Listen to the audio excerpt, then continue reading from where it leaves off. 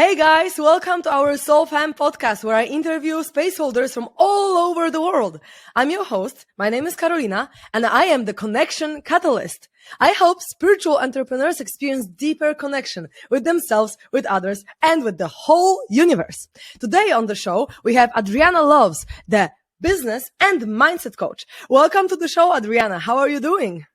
Hello, I'm so excited to be here. I'm so happy. I am super happy too, especially that I had quite a long break in the podcast recently because I've been on a lot of festivals, doing a lot of meditation, yoga, and just inner work. And so I'm so pumped to talk to you today, especially that business is something very important to talk about. And I feel like quite a lot of our audience of SoulFam Podcast have their own businesses. There are entrepreneurs, there are coaches, there are healers. So you are guiding healers and coaches. So it's going to be really, really exciting to see what this conversation brings. But I would love to start from a little bit of a backstory. How did you get inspired to do what you're doing right now? And also maybe how did you get interested in healing specifically? Because I'm guessing that you are, if you're helping healers and coaches. What has led you to be on this path? It's so exciting. This is so beautiful. So I started out my journey actually as a healer many years ago now. It feels like forever ago, probably about 2.5 or 3 years ago. And I was doing intuitive work, and I was doing a lot of energy readings, energy clearings, and all this really card readings, all this really beautiful stuff. And I was really, really good at it. And I was also really good at business. I've been in business for many, many years prior to this. And I kept getting this nudge and we all know what that's like, right? Those nudges that you just can't ignore. And the nudge was very clear with me, and it said, it's time to close up this chapter and start teaching other healers how to do what you do, how to make more income, how to make more impact. And I was like, okay, well, I'd already been doing a little bit of that on the side. So it felt really big to jump from having all my business, most of my business being in the intuitive, energetic space, and a little bit of it being in business, to then all of it being in business. And it was this real leap of faith moment that we've all totally had. And I was like, okay, it's happening. I couldn't ignore it. So I stopped doing the readings part. And the funny thing was, people kept asking me, they were like, can I still have a reading? Can I still have a reading? And I really had to hold this energetic space for myself and be like, no, I can't. I can't do readings because that's the guidance. That's where I'm at right now. And I have to honor that. So anyway, I let that go. And then what happened and what unfolded was just really, really beautiful. And I give a lot of credit to living that in alignment to that. And I think, we could talk about that alone forever, and a really valued piece. And I was feeling really in alignment. I started getting business coaching clients. And what I realized is a lot of these people were healers. A lot of these people were kinesiologists, massage therapists, all these different things.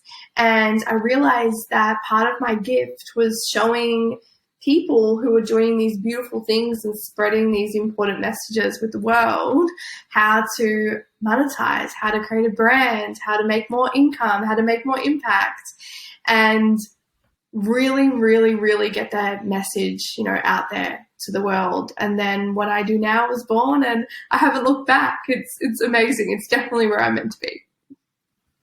Oh, this is so cool. And I feel like really the world needs people like you, because a lot of people that are healers and coaches have these subconscious beliefs that are, I think, collective beliefs from ages ago, from spiritual beliefs that money and spirituality doesn't go together. And I feel like people like you are helping people break these patterns, break this way of thinking. It's like, you are doing something important for the world. You are supposed to heal the world. And how are you meant to do it if you don't have anything to eat or you cannot pay for your apartment? It's like, you have to be safe to save someone else, right? Like the lifeguard needs to be safe himself to save someone from sinking or whatever, right? We need to be in a place where we can give and we can serve, and we are filled up so much and we are so abundant that we can freely give, right? So I think what you're doing is really, really important. Oh yeah, I think that always what I come back to, and I'm going to sound like a broken record because I'm probably going to say it 5 more times just in this time together, is that doing sincere inner work, so that real, true inner work, getting to know, peeling back the layers, will always be the most important part of our business. I am constantly rediscovering deeper parts of myself, having a good cry, finding bits of myself that I haven't yet, met or made awareness to. Because what happens is the deeper I know myself, the deeper I know my business, the deeper I can connect to my client, the easier I can call in what's next. And I think we forget that part of business is the inner work. Like, it's not a waste of time. It's not something I have to do before or after work. It is the work. It is the business. And I think when we flip it and we look at it that way, we make more space for it in our lives because we know how important it is. Really interestingly, actually, just before this, I was voice note messaging one of my clients, and she was having this really big block and she was feeling really frustrated, and I sent her away and I said, go do this process, feel it, go there. And I explained to her how to do that with what person was coming up for her, and then come back to me. So she went away and she did the work, she did the process, and she came back and she was like, oh my gosh, that was really deep. That was amazing. I cried a lot. I feel much calmer and lighter. And check out this message I just got. And she sends me a screenshot, and it's this message from a client being like, who she just had a call with about her program. And the message was, actually, I had another think about it, and yes, I do want to sign up. And we laughed because we're like, that is how powerful this work is. And it can be everything else till the cows come home, but without that deep inner work, without moving and shifting and feeling the energy, we miss the point. I so much agree with you. And I feel like for me, the process was exactly like that. It's like, okay, I want to make more money or I want to make more impact. I need to do this and that. And then all these fears would come up, and then I would go into the fear, go through it and out of it, and then I will be ready to follow, right? Follow my path, follow my joy, and so on. So I really, really resonate with that. First inner work and then action. But do you feel like the skills are required in terms of like there are some basic marketing and sales skills that are required for people to actually go and do what they are supposed to do? I think you can learn it on the job, like learn it as you go, So one way I like to look at it is like, so you start a business about, something you're really passionate about. And then that's the job of like, business coaches, people like me and other coaches, to guide you on that path. Like, you aren't meant to know how to do that path. And I always remind my clients, like, it's a skill. Learning how to sell, learning how to market. It's like riding a bike.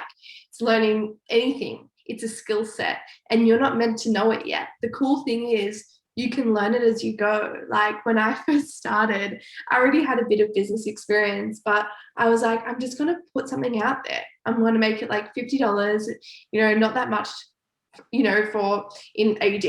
And I was like, I'll just see what happens.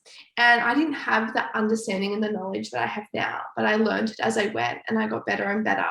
So I really, really, really, really would love to just remind people that don't feel like you need all the answers before you start. It's like you begin, and then you take one step and the next step, and it all kind of unfolds and unravels. Beautiful.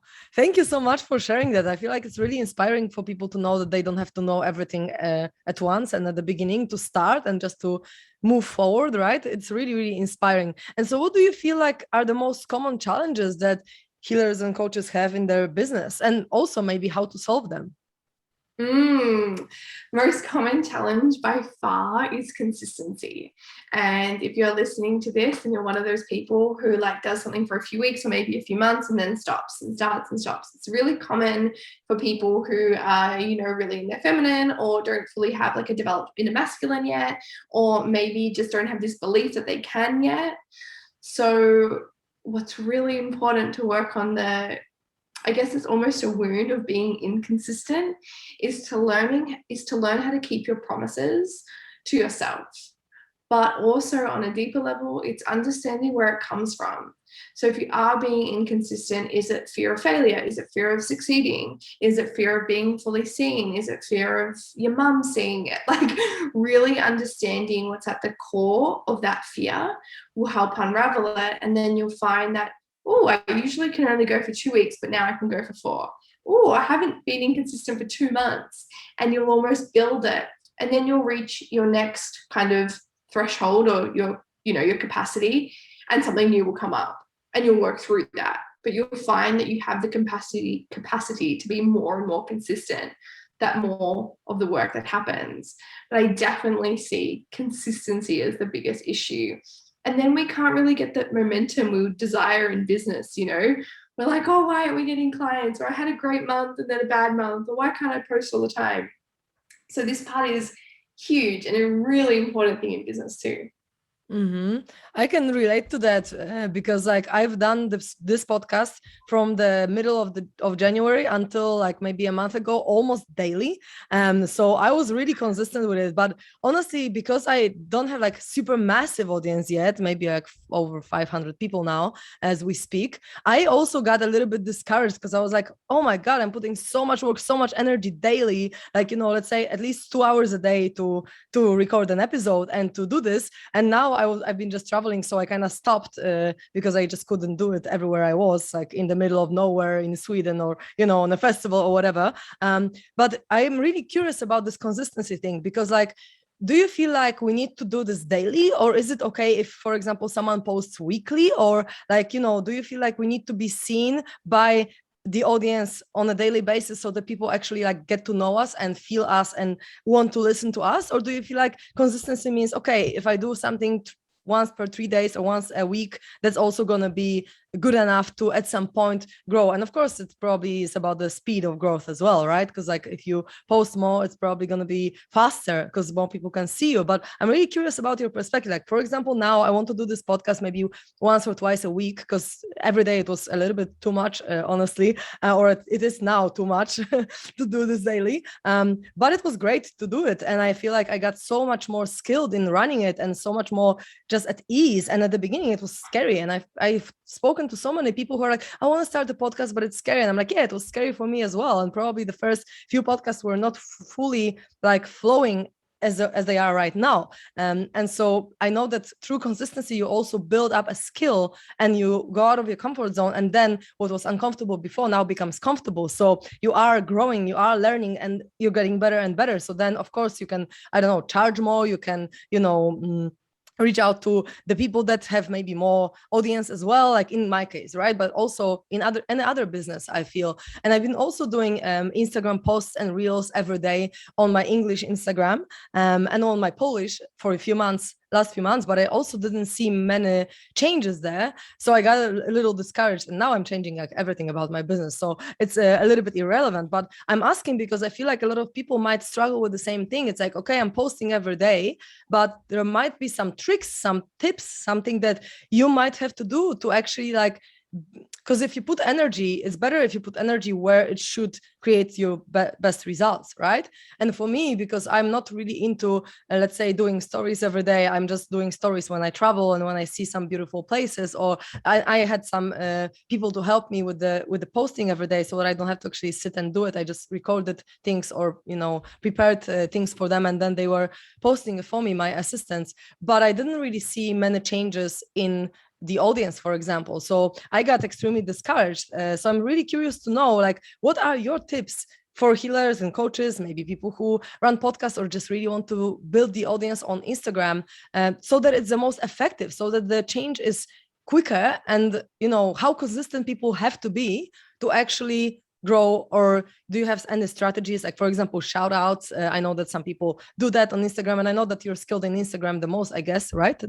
Is this the main thing that you're doing? So and now the Instagram is so just, I don't know, widespread in terms of like pretty much almost anyone that I speak on the podcast to is like, yeah, you can find me on Instagram. No one really uses other things, like sometimes YouTube maybe, and sometimes Facebook, but most of it is on Instagram. So yeah, I was just speaking for a long time, but I guess you got what I'm trying to ask about. Yeah, I love it. I love it. So many things. I was just like, yes. First thing is that finding, this kind of draws on what you were saying at the beginning of find what consistent is to you and go by that. So before consistency, let's use you as the example for everybody. Before consistency for you was once a day. And for me, that wouldn't be sustainable. So it couldn't be consistent for me. And now you've discovered that it wasn't consistent for you either. So what you're now saying is that 1 or 2 makes more sense. And I love this, because when we find the consistent for us, not consistent for the next person or who we used to be, but for who we are right now, then we find that we can keep our promises a little easier, which is really important. So for me, it would make more sense to do 1 or 2 podcast recordings per week, because that seems like something that like the time and energy commitment match each other. So then let's bring this example to Instagram. So with Instagram, people come and they're like, oh my gosh, I'm going to post 7 times a week, and they're posting no times a week. And I'm like, okay, it's interesting. So you're going to go from none to 7 times. So you're going to go from none to twice a day. And they haven't met the consistent for them. And then this leads to burnout and resentment and annoyance toward it not working and all these other things. Yep. So what I usually ask people is like, okay, and everyone can do this right now. What would be a realistic amount? Like pick anything, but we can use Instagram right now. What would be a realistic amount to show up on Instagram in posting right now? And then you might be thinking, as you're listening, 3 times. It's usually what people say to me. They say 3 times. I thought 3 times too. Yeah, right? Everybody says 3. And then what I usually say is just to dial it up once. So if you've said 3, go to 4. If you've said 4, go to 5. Because usually we're still picking a number a little bit too in our comfort zone, depending on your personality. But 4, you're not only going to see better results from Instagram, but you're also going to be pushing yourself outside of that edge a little bit.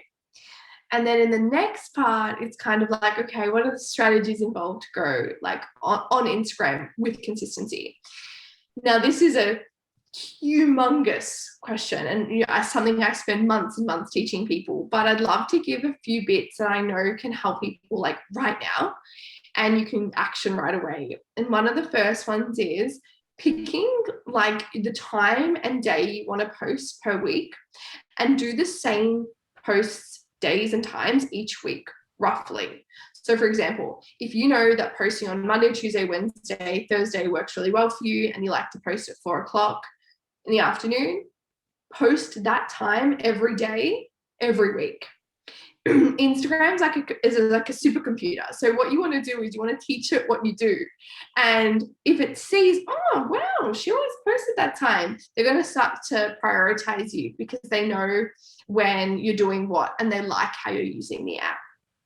So point 1, pick your day, pick your time, stick to it. Be realistic, find your consistent for you.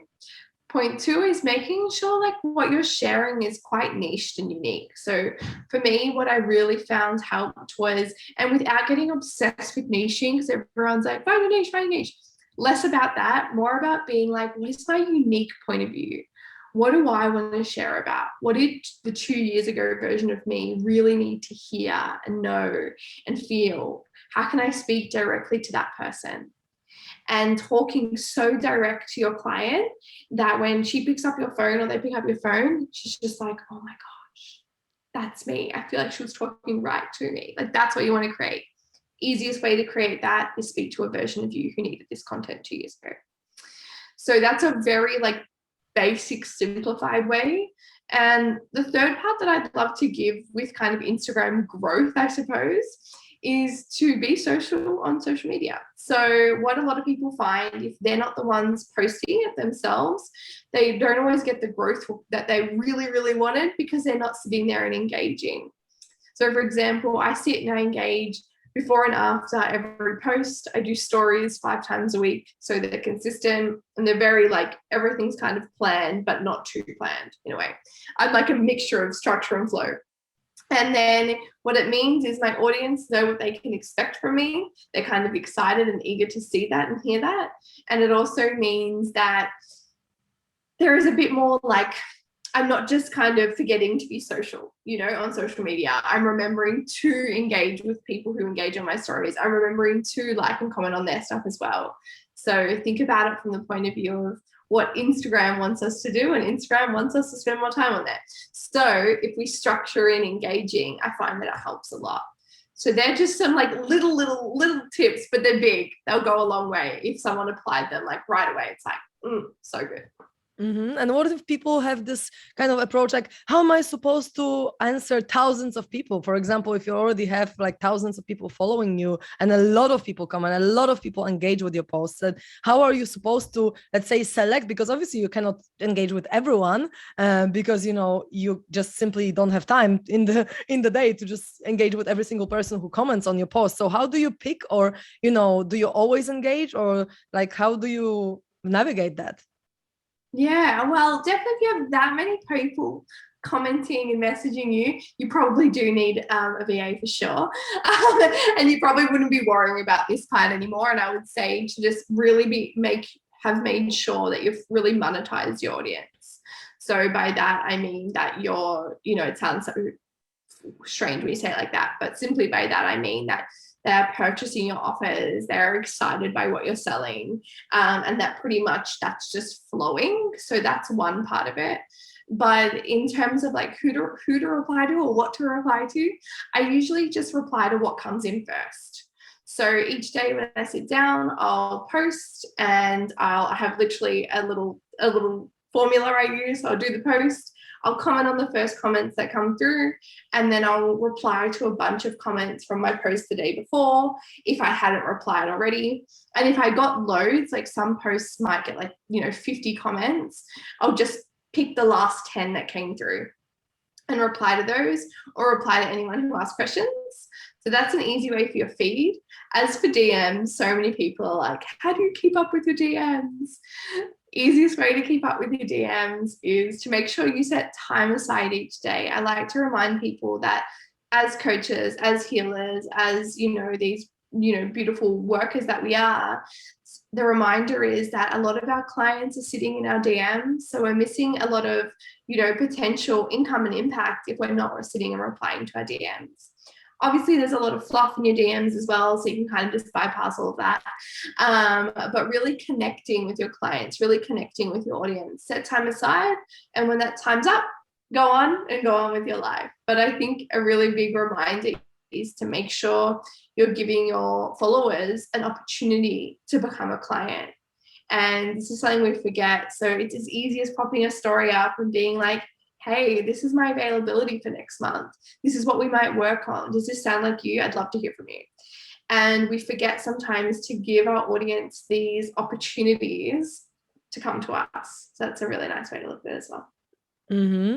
And so how much time do you spend on Instagram? For example, you specifically, like how much time do you have aside to grow your business and to reply to the DMs and to post and so on? A lot of time. Now, I think at the moment I'm averaging, it's actually not as much. I'd love to check it. I should actually check what my average views per day per use is, however you say that. But I would say some days it's up to, you know, 2 hours, and other days it's probably, you know, half an hour, 40 minutes. So it's not a crazy amount of time, but if I'm doing all of it, it's definitely at least 30 minutes.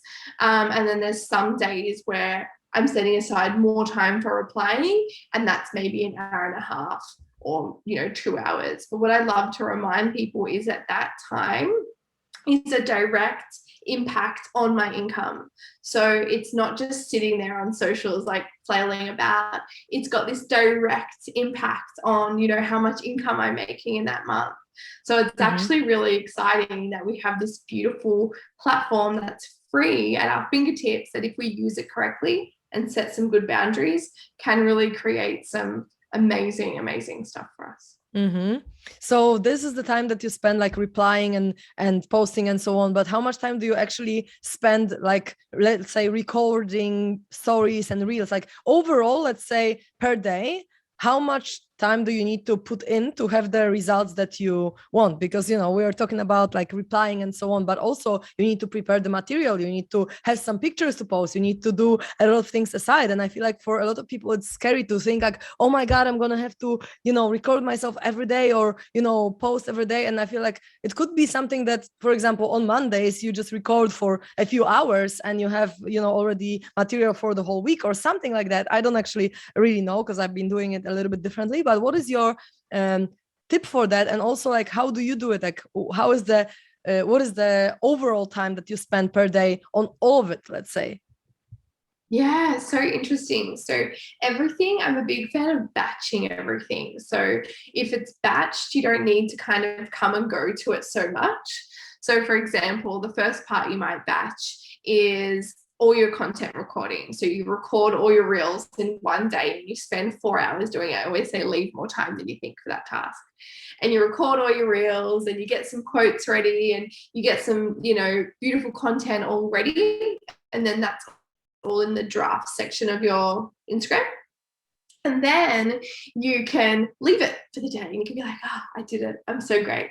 And then you come back to it the next day and you pick which one you want to post. And this is why I call it soulful Instagram. And, everything's about being soul-led, because it's about working with ourselves as humans, as divine creators, and letting your message come out. Like, I had one client who didn't want to do like talking reels. She didn't want to do any dancing. I was like, absolutely, let's show your true creation. She was a really good writer. So instead, she spoke her poetry to her phone, and then she just put like this beautiful like images over the top. And they went amazing because she was true to her soul. So she would pick a day each month and she would record all the poetry, I guess they were, and then she'd put some stuff underneath. Anyway, I'm not sure how long she ended up doing that for, but it was a great idea. And the point is that you get to do it your way, but pick a time. So pick the day. I usually personally try and create about 3 or 4 weeks of content all at once. So I'll have it all recorded and done, and then I'll have some quotes made up. And then on the day, so it's Thursday, I open my phone and I pick which one I want to do, and I write a bit of a caption and I kind of tap into it that way and give it some fresh of the day energy and hit post. That process then on the day, I always give my clients a timer. Posting on your feed should not take longer than 10 minutes. If it's taking any longer than that, you're overthinking it. You've lost. You've already like overthinking. You're in your head. We're going to start again. That's okay. So that should only take about 10 minutes and it's already there for you. So you don't have to like feel fresh again. And remember, the more you do this, the better you get, like your podcast example before. And then with stories, I get people to alternate it. So one day you might do a photo of you and tell a little story about your day. The next day you might talk. The next day you might share something that happened to you yesterday at the coffee shop. The next day you might sell your offer. The next day you might do polls. You might then remember, I got to share some testimonials. So you keep it different. And again, stories only needs to take 5 to 10 minutes. Any longer than that, again, you're overthinking it. So that part alone of like content creation per day only really needs to take about 20 minutes. It's hard to say on average because I batch create content, and I highly recommend everyone else to do it, because then you don't need an hour free. You're not like, oh no, and stressing. Instead, it's just ready to go and there for you. So hugely, hugely helpful. Mm-hmm. Beautiful. And so, for example, for stories, you don't make it like super long, right? Because like it's better to make it shorter and then be consistent and actually post it every day, let's say, or 5 days a week or whatever, rather than making it long. Because I realized that because I usually don't really want to spend my time on Instagram. I'm just not really a social media person that much. So for me, when I make stories, it's only for myself, honestly, to just have a photo album of my trips and my travels on my Polish Instagram, where my Polish content is, and I'm just like batching it all in terms of I have like, let's say 20 or 30 pictures, because I've been just traveling and I just want to have it all there. But I realized that the first maybe few I have, let's say over 100 people, however many, 200 or I don't know, however many watching, and then the last parts, it is like maybe half of the people. So obviously people just look at the first few, and then they just, some of them look at the rest as well. But I found that the longer you do it, the less engagement you get. That's what I noticed. So I'm guessing that it's better to post something shorter and then just do it more consistently rather than making it like super long. So is that true? Yeah, absolutely. So I usually suggest anywhere between 3, the maximum of 12, but 3 to 10 is really good. And you're better off doing like 3 or 4 or 5 and then being able to do it 5 days a week, because your audience needs touch points, and especially if you're using it for business and to attract clients. And I always remind people that stories sell. Stories are the place where the most selling can be done, because people are really comfortable with it. People are looking on it. People actually want to find what they want to purchase when they're looking at their stories. So it's kind of changed a little bit the platform as well in that way.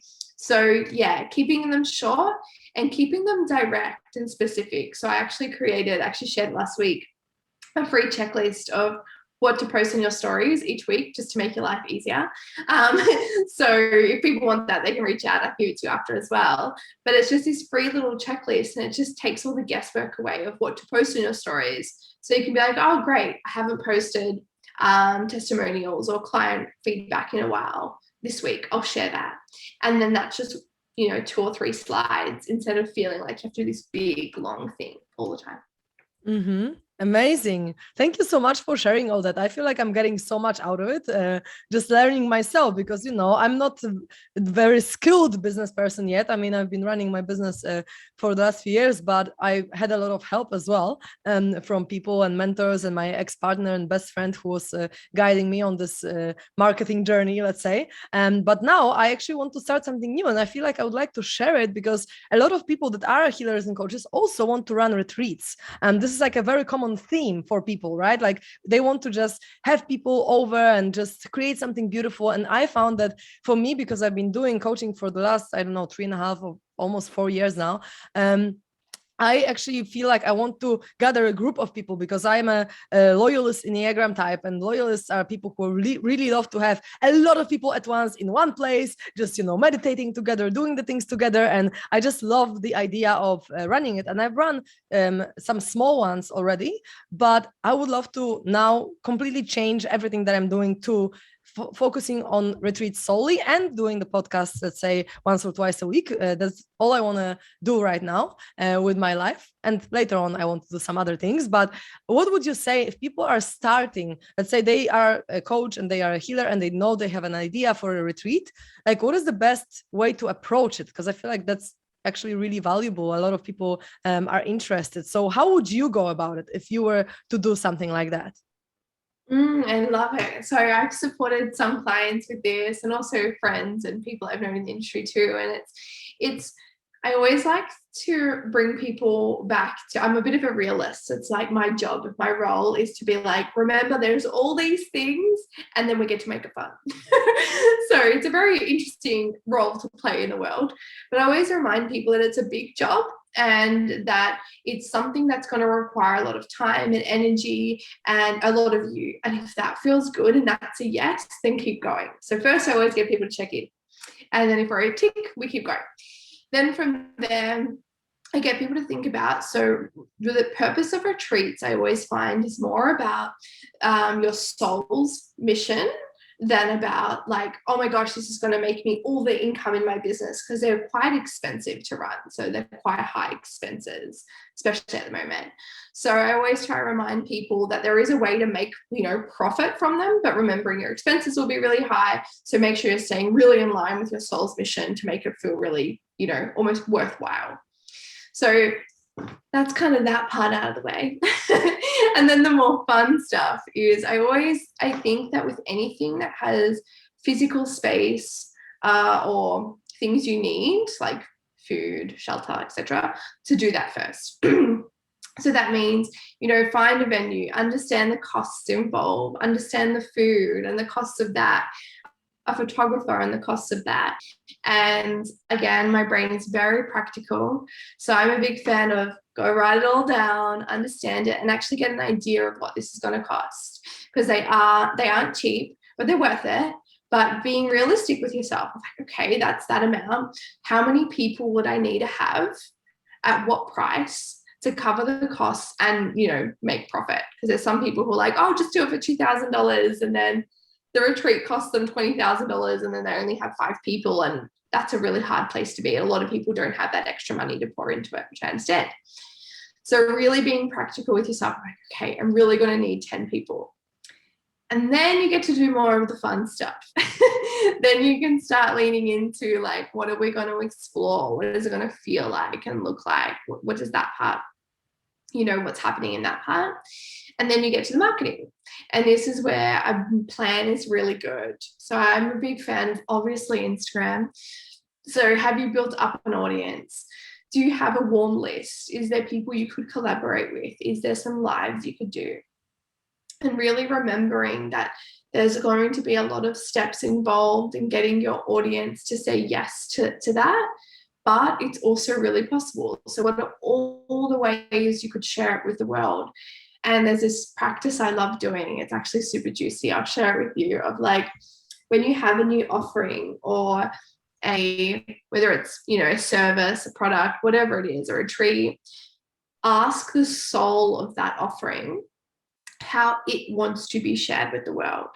And it will reply back to you and it will say, I just want to be posted all over Instagram. I want you to use your voice. I want you to talk about it a lot. It might say collaborate. It might give you someone's name and say, contact Susie. And then it's her that helps you do it.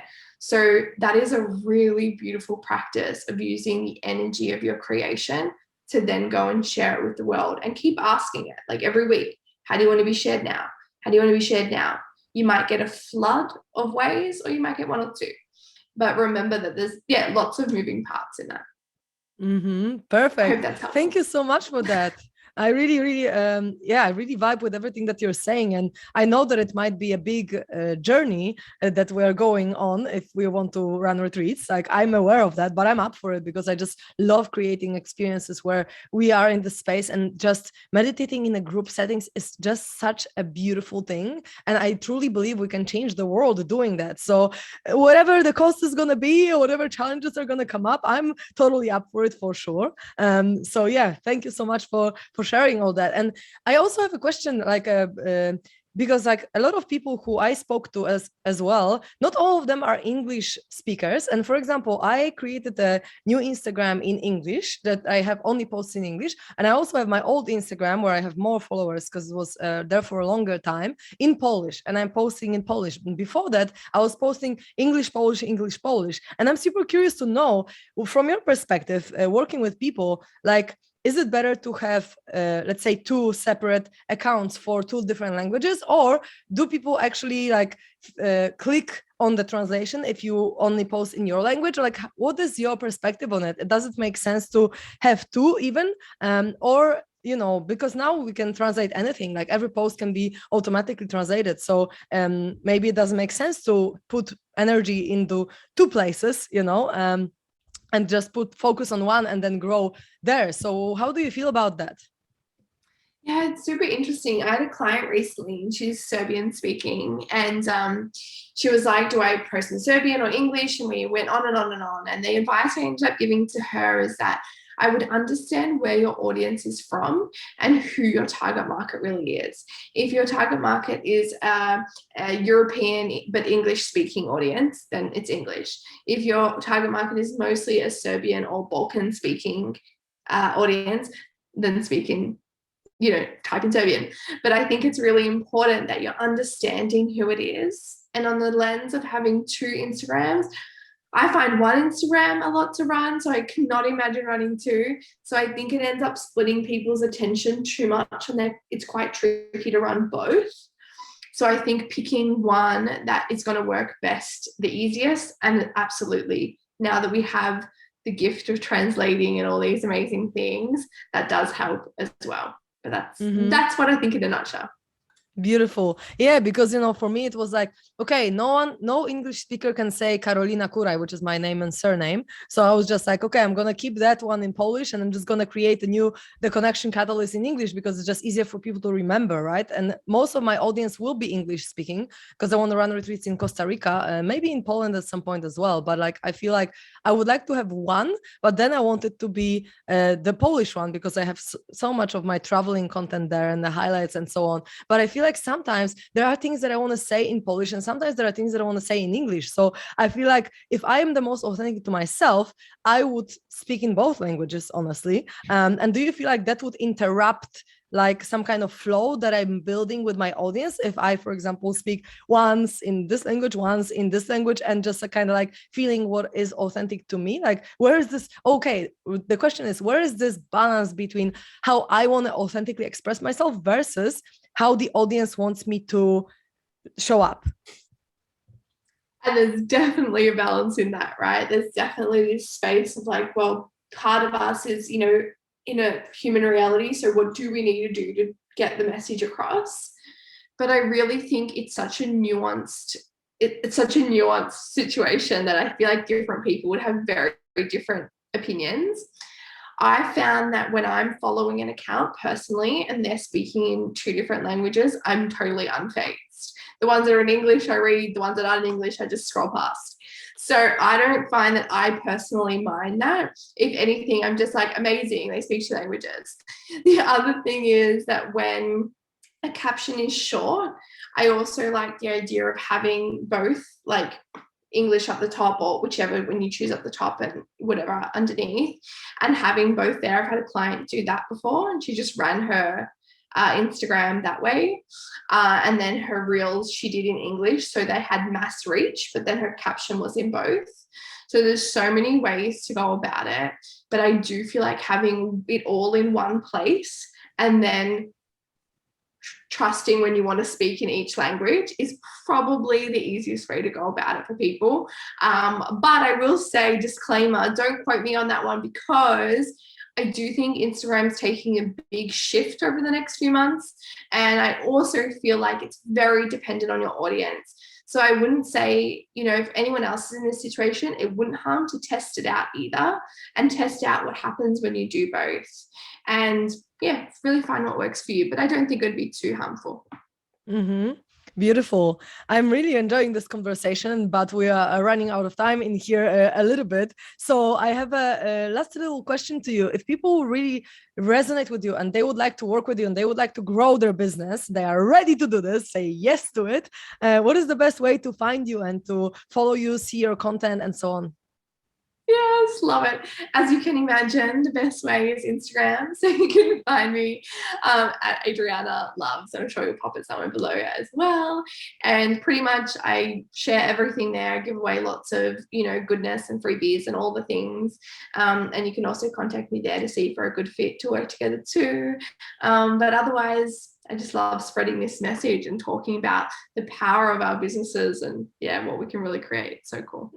This is so beautiful. Thank you so, so much. I feel like I got so much out of it, and I'm sure everyone who listened as well. So I'm super grateful that you agreed to be on this podcast, and I'm sending you so much love and gratitude for all the energy that you shared with us today. Thank you for having me. It's been beautiful and so much fun. Thanks for listening.